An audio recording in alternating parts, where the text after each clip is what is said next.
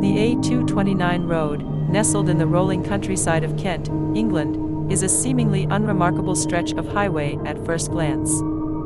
Winding through ancient forests and sleepy villages, it appears to be just another rural road, connecting bustling towns with serene landscapes. But those who live nearby know better. They speak in hushed tones about the A229, sharing whispered warnings and chilling tales of a road that is far from ordinary. This is no mere passage, it is a place where the veil between the living and the dead is perilously thin, where shadows whisper and the past refuses to rest. The A229 road has a peculiar atmosphere, one that even the most skeptical travelers find unsettling. On a clear day, the road can seem almost picturesque, with its canopy of trees filtering sunlight into golden rays that dance across the asphalt. But as dusk falls, the mood shifts dramatically. The trees, once inviting, now loom like silent sentinels, their branches twisting into grotesque shapes. The road stretches out in front of drivers like a never-ending ribbon of darkness, the headlights of passing cars struggling to pierce the thickening fog that often blankets the area. Locals say that the fog on the A229 isn't like ordinary mist. It creeps in slowly, almost deliberately, swallowing the road inch by inch until visibility is reduced to mere feet. The fog carries with it a bone-chilling cold, even in the height of summer, and a silence so profound that it drowns out the hum of engines and the rustle of leaves. In that silence, strange sounds can be heard, faint whispers, distant cries, and the unmistakable echo of footsteps that don't belong to any living soul. The road's sinister reputation is rooted in a history marked by tragedy and loss. The A229 was originally a much older path, dating back centuries to a time when it was little more than a dirt track used by travelers and traders. Over the years, it has seen its share of bloodshed and sorrow, each event leaving an indelible mark on the land. One of the earliest recorded tragedies occurred in the late 18th century when a carriage carrying a wealthy family plunged off the road during a stormy night. The horses, spooked by a sudden flash of lightning, bolted into the woods, dragging the carriage with them. By the time rescuers arrived, it was too late. The family, along with the driver, were all found dead, their bodies twisted and broken among the wreckage. Some say that the mother's anguished cries can still be heard on stormy nights, calling out for her lost children. The 20th century brought with it the age of the automobile, and with it, a new wave of accidents. The sharp bends and narrow lanes of the A229 have claimed countless lives over the years, earning it a notorious reputation among drivers. One of the most infamous accidents occurred in the 1960s when a young couple, newly engaged, lost control of their car on a particularly treacherous curve. Their vehicle skidded off the road and crashed into a tree, killing them both instantly. Locals report seeing a pair of ghostly figures walking hand in hand along that same curve, their faces pale and their eyes hollow. But the most chilling incident, the one that cemented the A229's reputation as a cursed road, happened in the late 1980s. A school bus carrying a group of children on a field trip veered off the road in a dense fog and plunged into a deep ravine. The bus was discovered the next day, but there were no survivors. The children's spirits are said to haunt the road to this day, their laughter sometimes heard echoing through the fog, a sound that sends shivers down the spine of anyone unlucky enough to hear it. Local beliefs and warnings. The people who live near the A229 avoid it at night, especially during the winter months when the fog is thickest. They share stories of encounters with the Restless Dead, each tale more terrifying than the last. One such story is that of an old man named George, who lived in a small cottage near the road. George was known for his skepticism, laughing off the ghost stories as nothing more than superstition. That was until the night he saw the lady in white. According to George, he was driving home late one night when he spotted a woman standing on the side of the road, her white dress glowing in the moonlight. Thinking she was a stranded traveler, George stopped to offer her a ride. But as he rolled down his window to speak to her, the woman vanished into thin air. Shaken, George sped home, but the experience left him a changed man. He refused to drive on the A229 at night ever again, convinced that he had seen one of the road's many restless spirits. Another popular tale involves a truck driver named Bill, who claimed to have narrowly escaped death on the A229. Bill was driving a heavy goods vehicle through the fog one night when he suddenly saw a figure step out onto the road ahead of him. He slammed on the brakes, but it was too late. His truck passed right through the figure. Expecting the worst, Bill stopped and got out to check, but there was no sign of anyone. No body, no blood, nothing. Shaken, he got back into his truck and continued his journey, only to hear a child's voice whisper in his ear, "You can't escape us." These stories, and many others like them, have made the A229 infamous not just in Kent, but throughout the UK. The road has become a destination for thrill seekers and ghost hunters, all eager to experience the supernatural for themselves. But for the locals, the A229 is not a source of excitement. It is a place to be avoided, a road that holds too many secrets and too much sorrow. The warnings are always the same: don't travel the A229 at night. If you must, drive slowly, and never stop for anyone or anything. And whatever you do, don't look in the rearview mirror if you hear something behind you, because it's not the living that haunt this road, but the dead.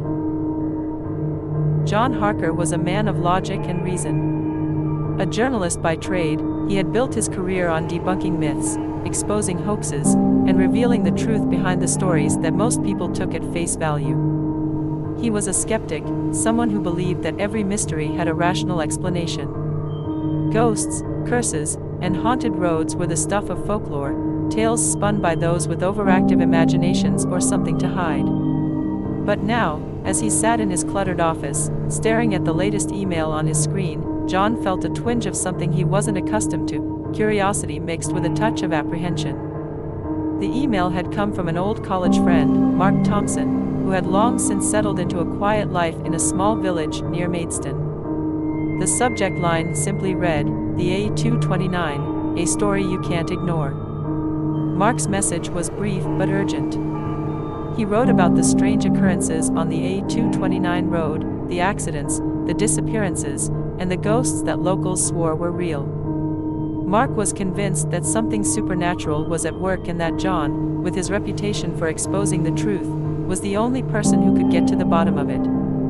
John had initially dismissed the email as nothing more than another ghost story, one of the countless tales he had heard over the years. But as the days passed, he found himself unable to shake the feeling that there was something more to this. Maybe it was the detailed accounts Mark had included, stories from locals who seemed genuinely terrified. Or perhaps it was the strange dreams that had started to plague John, dreams of foggy roads, shadowy figures, and voices calling his name. Whatever it was, John finally decided that he couldn't ignore the story. First encounter with the supernatural. John arrived in Maidstone on a chilly evening in late October. The air was crisp, and the trees lining the streets were a blaze of autumn colors. He had arranged to stay at a small inn not far from the village where Mark lived, a quaint place that seemed untouched by time. After checking in and dropping off his bags, John made his way to the local pub where he was supposed to meet Mark. The pub was warm and inviting, a stark contrast to the cold air outside. The fire crackled in the hearth, and the smell of roasting meat filled the air. But as John entered, he couldn't help but notice the way the patrons fell silent for a moment, their eyes flicking toward him with a mixture of curiosity and suspicion. It was as if they knew he was an outsider, someone who didn't belong. Mark was already seated at a corner table, nursing a pint of ale. He waved John over with a smile, but there was a tension in his expression that hadn't been there the last time they met. "John, it's good to see you," Mark said, standing up to shake his hand. "You too, Mark," John replied, taking a seat. "Though I have to admit, I wasn't expecting to be summoned here over ghost stories." Mark chuckled, but the sound was hollow. "I know it sounds crazy, but I've lived here for years now, and I've heard too many stories to ignore. And it's not just stories, people have died on that road, John. Good people. And no one can explain why." They talked for hours, with Mark recounting the tales he had heard from the locals. He spoke of the lady in white, the ghostly children, and the shadowy figures that appeared in the fog. He mentioned George, the old man who had seen the ghost, and Bill, the truck driver who had been haunted by whispers. But it wasn't until Mark showed him the photos that John felt a chill run down his spine. The photos were of the A229 road, taken at various points along its length. In each one, there was something off, a misty figure in the background, a shadow that shouldn't be there, or an inexplicable blur that seemed to move across the image. Mark had taken these photos himself, and he swore they were unaltered. "Look, I know you don't believe in this stuff," Mark said, his voice low. "But I've seen things on that road that I can't explain. And I'm not the only one. People around here are scared, John. They avoid the A229 like the plague, especially at night. You need to see it for yourself." John hesitated, but his curiosity had been piqued. He agreed to visit the A229 that night, despite the growing unease gnawing at his gut. The drive to the A229 was uneventful, but the atmosphere changed the moment they turned onto the road. The trees seemed to close in around them, and the temperature dropped noticeably. The fog, which had been a distant haze earlier, now thickened into a dense, impenetrable wall. The headlights of John's car barely cut through it, illuminating only a few feet ahead. "This is where it usually starts," Mark said, his voice tense. "Right around here." John gripped the steering wheel, his eyes scanning the road ahead. The silence inside the car was oppressive, broken only by the rhythmic thud of the tires on the asphalt. But then, faintly at first, John heard it, a soft, almost imperceptible sound that seemed to come from somewhere behind them. "What is that?" John asked, glancing at Mark. Mark's face was pale. "It's them." The sound grew louder, resolving into a series of faint whispers. They were indistinct, just on the edge of hearing, but they carried a tone of urgency. John's heart began to race as the whispers surrounded them, coming from all directions. He tried to make out the words, but they were jumbled, like a chorus of voices speaking all at once. And then, without warning, the car's engine sputtered and died. The headlights flickered and went out, plunging them into complete darkness. John's pulse quickened as he fumbled for the ignition, trying to restart the car, but it was no use. The car was dead. "We need to get out of here," Mark said, his voice trembling. Before John could respond, a figure appeared in the fog ahead of them. It was a woman, dressed in a flowing white gown that seemed to glow in the darkness. Her hair was long and dark, framing a face that was both beautiful and tragic. She stood perfectly still, her eyes fixed on the car. "Do you see her?" John whispered, his voice barely audible. Mark nodded, his eyes wide with fear. "That's the lady in white." The woman began to move toward them, her steps slow and deliberate. The fog swirled around her, parting as she approached. John's breath caught in his throat as she drew closer, her expression unreadable. There was something about her eyes, something hollow and empty, as if she were staring right through them. John's hand instinctively reached for the door handle, but it was stuck. The windows began to fog up from the inside, and the temperature in the car plummeted. The whispers grew louder, more insistent, filling the air with a cacophony of voices. John could feel his heart pounding in his chest as panic set in. Suddenly, the woman stopped, just a few feet from the car. She tilted her head to one side, as if listening to something. Then, without warning, she vanished, dissolving into the fog as if she had never been there. The whispers ceased immediately, leaving a deafening silence in their wake. The car's engine roared to life on its own, the headlights flickering back on. John and Mark sat in stunned silence, their breaths coming in ragged gasps. "Drive," Mark said urgently. "Get us out of here, now." John didn't need to be told twice. He slammed the car into gear and sped down the road, the fog thinning as they put distance between themselves and the spot where the woman had appeared. The further they drove, the more the oppressive atmosphere lifted, until finally, they emerged from the fog and back into the clear night. They didn't speak for the rest of the drive. The experience had shaken John to his core, challenging everything he thought he knew about the world.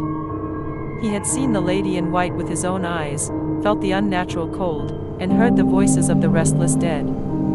This wasn't a story he could easily explain away. When they finally reached the inn, John parked the car and turned to Mark. "I don't know what that was, but I'm not leaving until I find out." Mark nodded solemnly. "There's more, John. A lot more. This road, it's cursed. And I think you're the only one who can uncover the truth."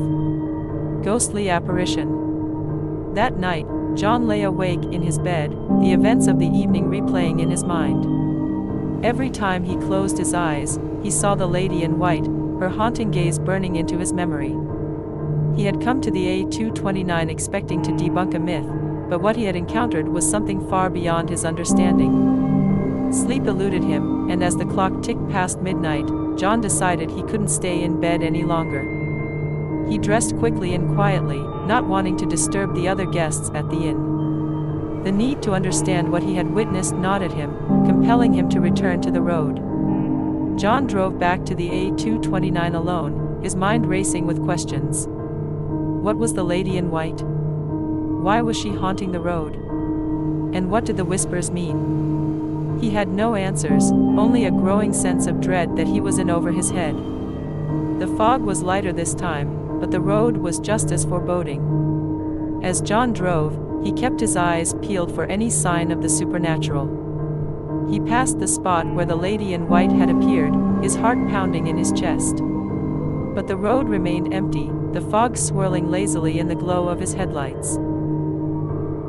Just as he was beginning to think the night would pass without incident, John saw something in his rearview mirror.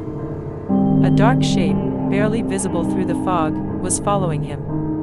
It moved quickly, closing the distance between them in seconds.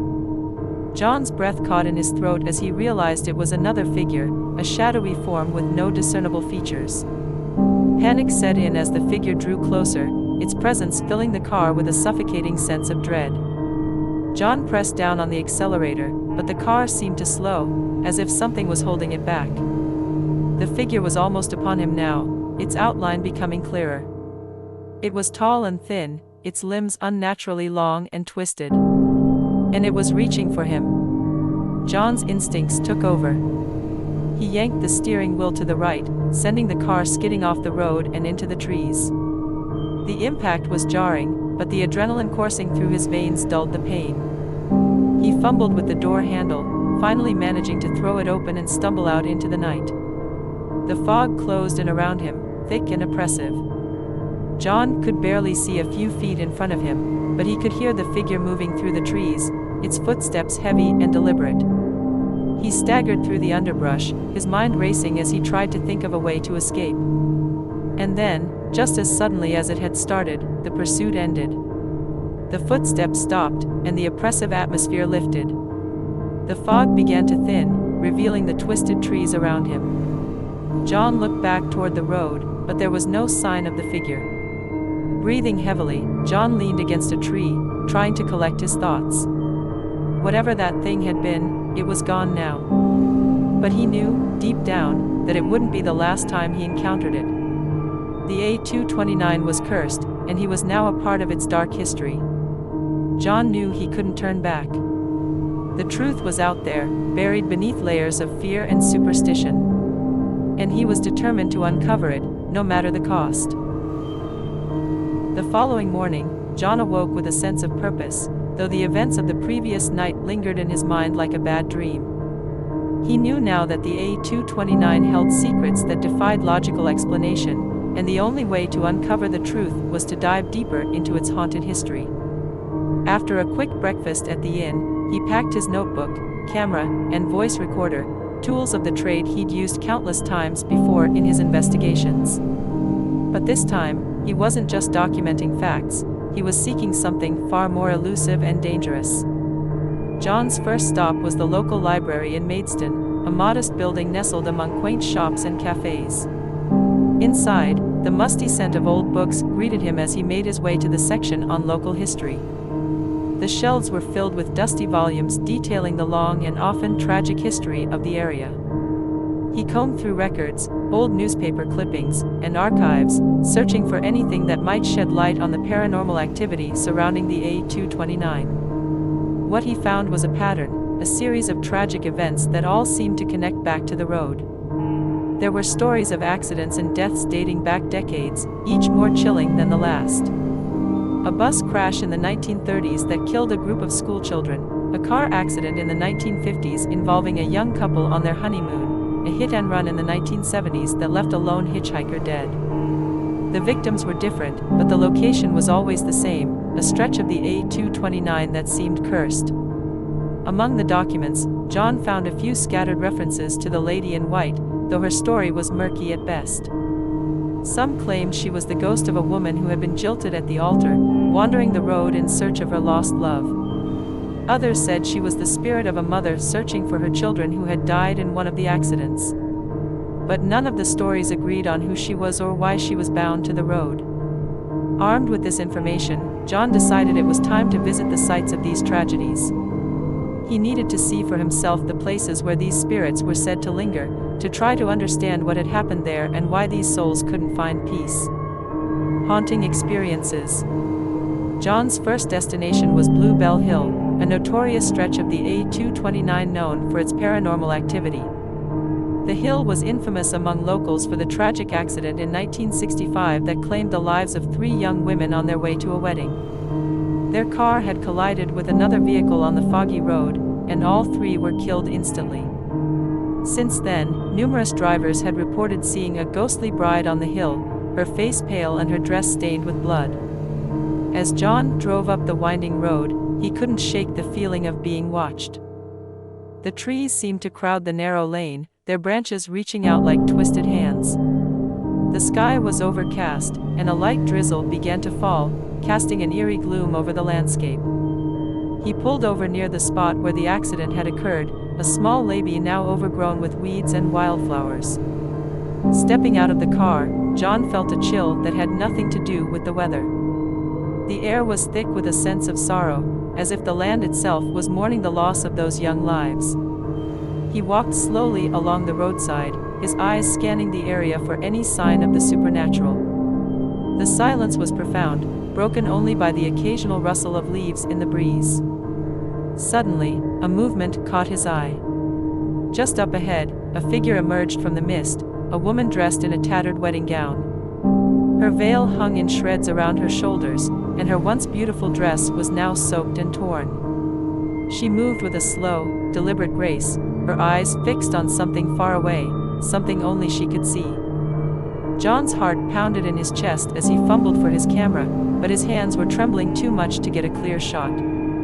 He took a deep breath, trying to steady himself, but before he could snap a picture, the figure disappeared, melting back into the fog as if she had never been there.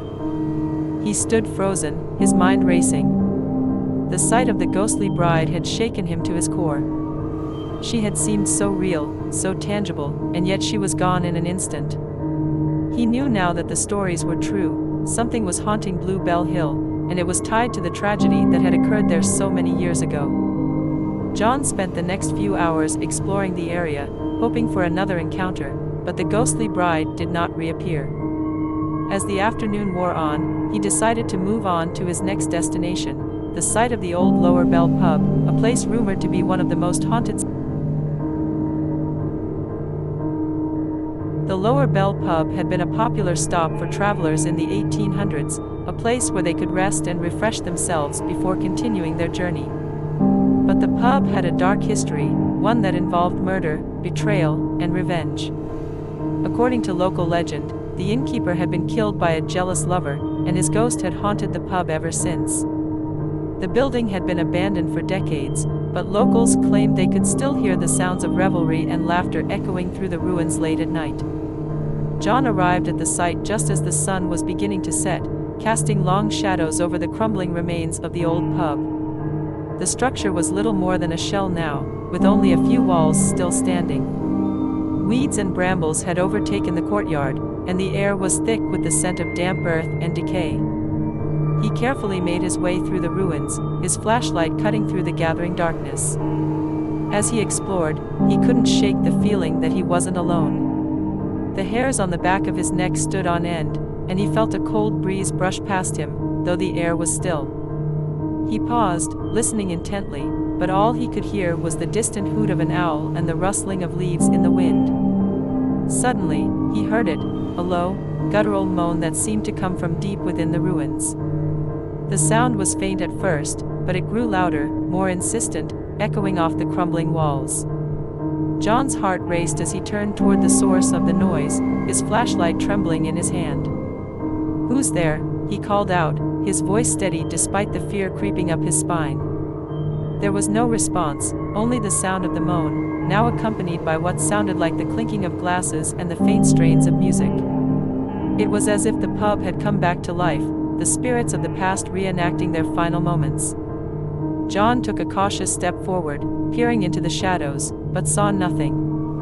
The noise continued, growing louder, filling the air with a cacophony of ghostly sounds. And then, just as suddenly as it had started, the noise ceased. The pub fell silent once more, the only sound now the beating of John's heart in his ears. He took a deep breath, trying to calm himself, but he knew that what he had just experienced was no trick of the mind. The Lower Bell pub was haunted, and its ghosts were still very much alive. Determined to document the haunting, John set up his camera and voice recorder, hoping to capture evidence of the paranormal activity. He spent hours in the ruins, recording every sound, every movement, but the spirits did not return. By the time he packed up his equipment, the moon was high in the sky, casting an eerie glow over the landscape. As he drove away from the pub, John couldn't shake the feeling that he had only scratched the surface of the mysteries surrounding the A229. There were more stories, more ghosts to uncover, and he was determined to find them all. Local stories and interviews. The next few days were a blur of interviews and investigations. John spoke to anyone who would talk to him about the A229, locals who had lived in the area for generations, pub owners, shopkeepers, and even the local vicar. Each person had their own tale to tell, their own brush with the supernatural. And with each story, the puzzle pieces began to fall into place. One of the most chilling stories came from an elderly woman named Mrs. Thompson, who had lived near the A229 her entire life. She recounted an experience from her childhood that had stayed with her all these years. "It was the summer of 1946, she began, her voice trembling with age and memory. "I was just a girl then, maybe 10 or 11. My parents had gone out for the evening, and I was left home alone. Back then, we didn't have electricity like we do now, so I was sitting by the fire, reading a book by candlelight. It must have been close to midnight when I heard it, a knock at the door. It was soft at first, but then it came again, louder this time. I was scared, of course, but I thought maybe it was my parents, come home early. So I went to the door and opened it, but there was no one there. Just the fog rolling in from the road." Mrs. Thompson paused, her eyes distant as she recalled the memory. John waited, sensing that there was more to the story. "I stood there for a moment, thinking maybe it was just the wind," she continued. "But then I heard it, a voice, a little girl's voice, calling my name. 'Sarah,' it said. 'Sarah, come play with me.' I looked around, but there was no one there, just the fog. The voice came again, closer this time, and I swear I could see a shadow moving in the mist. I slammed the door and bolted it shut, and I didn't sleep a wink that night." John felt a chill run down his spine as Mrs. Thompson finished her story. The A229 was more than just a haunted road, it was a place where the dead still lingered, reaching out to the living in search of something they had lost. Another story came from a man named Tom, a local farmer who had lived in the area all his life. Tom was a no-nonsense kind of man, not prone to flights of fancy, but even he had experienced something on the A229 that he couldn't explain. "It was a few years back," Tom said, his voice gruff but steady. "I was driving home late one night after visiting a friend in the next village. The road was empty, and I was just minding my own business when I saw something up ahead. It was a figure, a man, standing right in the middle of the road. I slowed down, thinking maybe he was hurt or lost, but as I got closer, I realized something was off. The man was just standing there, staring straight ahead, not moving. I honked the horn, but he didn't react. So I stopped the car and got out, thinking I'd see if he needed help. But as soon as I stepped out, he was gone. Just like that, vanished into thin air. I tell you, I don't scare easy, but that gave me the creeps. John listened to these and other stories, each one adding to the growing sense of dread that surrounded the A229. The road was a place of restless spirits, a thin line between the living and the dead. And with each interview, John felt himself being drawn deeper into its mysteries, compelled to uncover the truth behind the hauntings. By the end of the week, John had compiled a wealth of information, photos, recordings, eyewitness accounts, all pointing to one undeniable conclusion: the A229 was cursed. But the question remained, why? What had happened on this road to leave such a dark mark on it? And what could be done to lay these spirits to rest? As John prepared to move on to the next phase of his investigation, he couldn't shake the feeling that he was on the brink of something big, something terrifying. The A229 held secrets that had remained hidden for centuries, and he was determined to uncover them, no matter the cost. John Harker's journey down the A229 had taken him deeper into the world of the supernatural than he had ever intended. What began as an investigation into local legends had become a full-blown quest to uncover the dark truth behind the road's haunted past. The more he discovered, the more convinced he became that the A229 was not just haunted but cursed. Yet, despite all the stories and evidence he had gathered, the origin of that curse remained elusive. Determined to find answers, John decided to expand his research beyond the immediate vicinity of the A229. He returned to the library, this time seeking out older records, some of which were stored in the archives of nearby towns. His investigation took him to dusty old record books, parish registers, and ancient maps, each one offering a piece of the puzzle. One document, in particular, caught his eye, an old land deed from the late 17th century. The deed described a large tract of land that had once been owned by a family named Ravenscroft, a name that sent a shiver down John's spine. The Ravenscrofts were a wealthy and influential family in Kent during the 1600s, known for their vast estates and their brutal control over the local peasantry. But they were also known for something far darker, a series of mysterious deaths and disappearances that plagued the area around their estate. According to the records, the Ravenscroft estate had been located along what is now the A229. The land was cursed, or so the locals believed, and the family was said to be involved in dark practices, including witchcraft and blood rituals. The most chilling story involved the youngest daughter of the Ravenscroft family, a girl named Elizabeth. Elizabeth Ravenscroft was known for her beauty, but also for her tragic life. Betrothed to a man she did not love, Elizabeth was said to have fallen in love with a commoner, a stable hand who worked on her father's estate. Their love was forbidden, and when her father discovered the affair, he was furious. The stable hand was found dead soon after, his body mutilated in a way that suggested something more than mere revenge. Elizabeth, heartbroken and filled with rage, was said to have cursed her own family and the land upon which they lived. The curse, as the story went, was uttered with her dying breath after she was locked away in a small, dank room at the top of the family's manor, where she starved to death. Her curse promised that the land would never know peace, that all who lived there would suffer as she had, and that her spirit would haunt the land forever. After Elizabeth's death, the Ravenscroft family's fortunes quickly declined. The estate fell into disrepair, and the remaining family members either died under mysterious circumstances or fled, abandoning the land to the wilderness. The manor itself was eventually destroyed in a fire, its ruins buried beneath the earth. But the land, and the curse, remained. John's hands trembled as he read through the accounts. Could it be that Elizabeth's curse had somehow been transferred to the road that now ran through her family's former estate? Was she the lady in white, forever doomed to wander the land she had cursed? The pieces of the puzzle were starting to come together, but John knew there was more to uncover. Connection to the Restless Dead. The idea that Elizabeth Ravenscroft's curse was responsible for the hauntings along the A229 began to make more sense as John delved deeper into the history of the road. Many of the spirits that had been sighted, the lady in white, the ghostly bride, the spectral children, seemed to have ties to tragic events that had occurred on the Ravenscroft estate or nearby.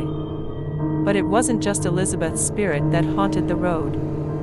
John began to suspect that the curse had bound other souls to the land as well. The deaths and accidents that had taken place on the A229 over the years were not mere coincidences, they were part of a pattern, a cycle of violence and tragedy that fed the curse. One of the most disturbing stories John uncovered involved the death of a clergyman in the early 19th century. Reverend William Cobb was a well-respected figure in the community, known for his kindness and generosity.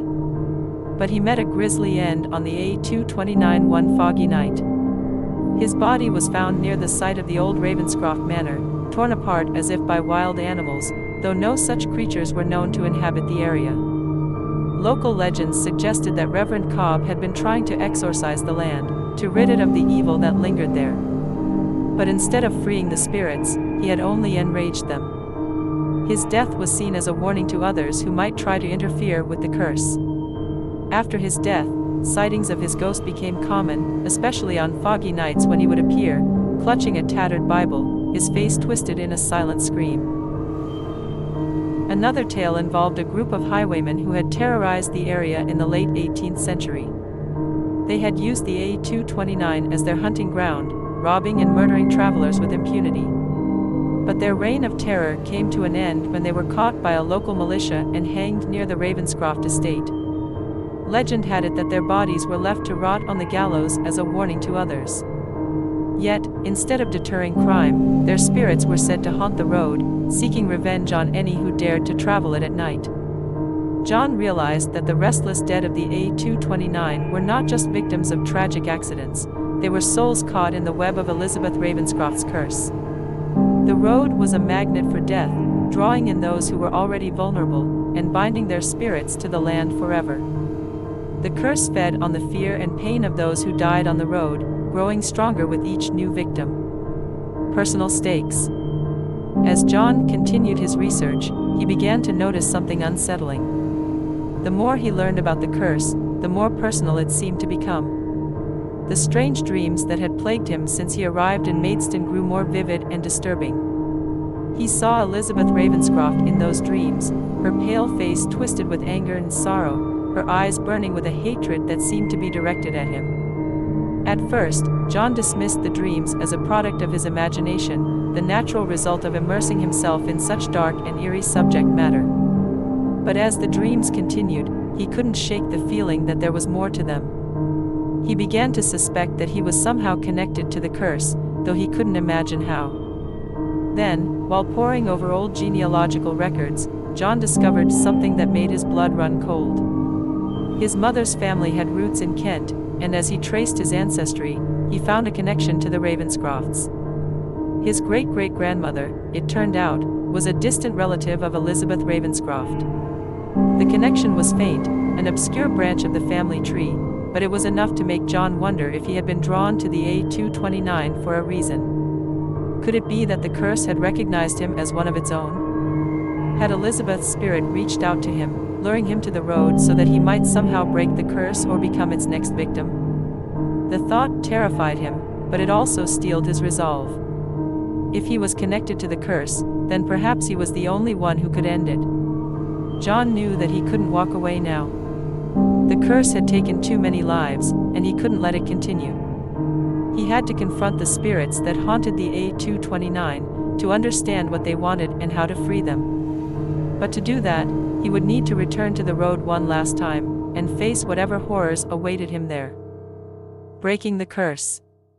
John prepared for his final confrontation with a sense of dread and determination. He spent the next day gathering everything he might need, a flashlight, extra batteries, a first aid kit, and most importantly, a small wooden cross that had been blessed by the local vicar.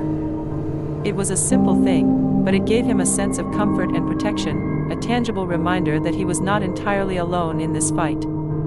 As night fell, John drove to the A229 with a feeling of grim resolve. The road was shrouded in fog, thicker than he had ever seen it before, as if the very air was conspiring to keep him away. But he pressed on, his headlights cutting through the mist, the tires of his car humming on the asphalt. He stopped at the sight of the old Ravenscroft Manor, now little more than a desolate field surrounded by twisted trees. The land was overgrown, the remnants of the manor buried beneath decades of earth and decay. But John could feel the weight of history here, the sense of something ancient and malevolent lurking just beneath the surface. He stepped out of the car, his breath visible in the cold night air. The fog clung to him like a living thing, wrapping around his legs as he made his way to the center of the field. He carried the wooden cross in one hand, a flashlight in the other, his heart pounding in his chest. For a moment, all was silent. Then, slowly, the voices began to rise from the fog, whispers at first, then louder, more insistent. John recognized some of the voices, the lady in white, the ghostly bride, the children who had died in the bus crash. But there were others, too, dozens, maybe hundreds of voices, all clamoring for his attention, all desperate to be heard. "Why are you here?" The fog thickened around John as the voices of the restless dead echoed in the air, growing louder and more desperate. Each voice seemed to claw at him, pulling him deeper into the darkness. John gripped the wooden cross tightly, feeling its rough edges dig into his palm as he struggled to maintain his composure. He had come to the A229 for answers, but now he was surrounded by the very spirits he sought to free. As the voices swirled around him, a figure began to emerge from the fog, a woman in a tattered white gown, her face pale and eyes hollow. Elizabeth Ravenscroft. She was the epicenter of the curse, the one whose pain and anger had condemned this land to eternal unrest. Her gaze locked onto John, filled with a mixture of sorrow and fury. "Why have you come?" her voice whispered, barely audible over the cacophony of other spirits.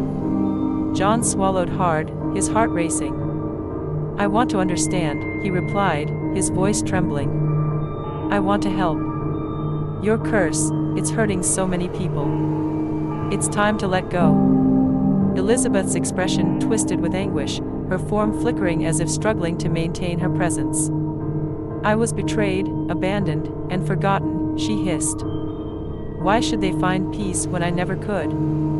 John took a step forward, holding the cross out in front of him as a shield. "You were wronged, Elizabeth, but this isn't justice. These people are suffering, just as you did. If you let them go, you can finally find peace too." The fog thickened, and for a moment, it seemed as though Elizabeth might attack. But then her figure wavered, and she took a step back. The other voices began to fade, the air around them growing quieter. "Peace," Elizabeth murmured, her voice softening. She looked at John, her eyes filled with a deep sadness. "What do you know of peace?" John hesitated, then spoke with as much conviction as he could muster. "I know it's what you truly want. You can't change the past, but you can stop this cycle of pain."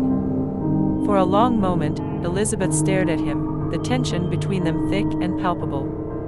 Then, slowly, her figure began to dissolve, the fog around her thinning as she faded away.